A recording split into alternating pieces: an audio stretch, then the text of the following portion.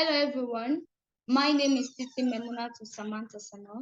I'm a Sierra Leonean and part of Girls Advocacy Development Network, part of Shili's project. I'm here to do a presentation on menstrual discrimination. Over the years in my country, Sierra Leone, menstrual discrimination has been an issue and a problem. And when we talk about menstrual discrimination in my country, Sierra Leone, we consider the social norms, the domestic discrimination, and the religious discrimination. If we look at the social norms in my country, girls and young women are not allowed to socialize and not allowed to go out. They are not allowed to be with friends, to play, and even be in a large congregation where in their menstrual circle.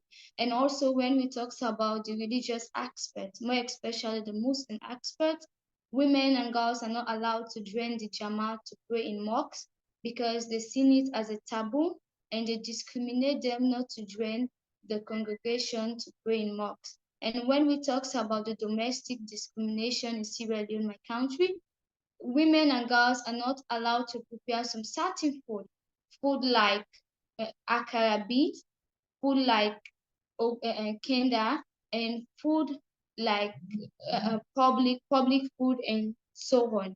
And again, Sierra Leone as a country, the use of this discrimination is very high, and as a girl in Sierra Leone, I have experienced menstrual discrimination. I remember when I first saw my menstrual cycle at age 11, I was in school. My friend was the first one to saw the blood coming out of me, and she called my attention and said, I have messed up myself. But the way she did it was very bad because I felt so bad. She said I must not mingle with them because I'm very indecent because of the blood that I've stained my uniform skirt. So I was very shy and I took excuse. For that purpose, I missed school session. I went home and explained that to my mommy. So my mother put me down and said, you have reached the womanhood and you have seen your menstrual cycle. And she taught me how to take good care of myself during the period. So since then, I've known that I have started seeing my menstrual cycle and I have experienced a growth as a woman. So as a girl in Sierra Leone, I have experienced so many activities undertaken by the government and including the First Lady of Sierra Leone.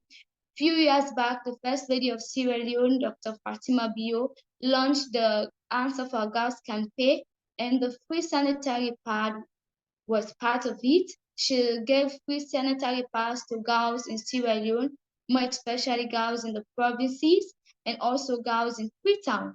And a few months back, the Sierra Leone National Girls Summit was held in Freetown, Family Kingdom, and girls raised concern that the cost of free sanitary pads in our country is too much expensive. And the First Lady and the government, they need to see to it and ensure that the cost of free sanitary pads being a lesser price. And she gave a promise that she's going to talk to some company that are selling this pad to reduce the cost of the pad so girls and young women can have access to pad when they are in their menstrual cycle.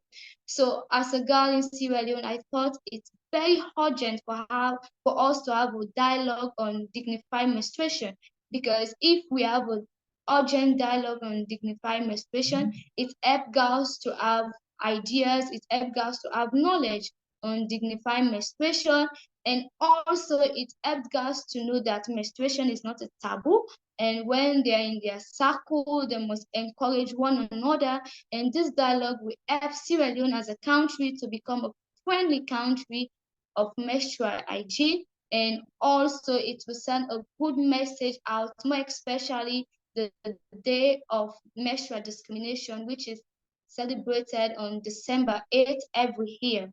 So as a girl in Sierra Leone, I know it's urgent for us to have uh, this urgent dialogue on menstrual discrimination for our country to be a friendly country when it talks or when people are talking about menstruation. So thanks once again. My name is Tity Memunatu Samantha.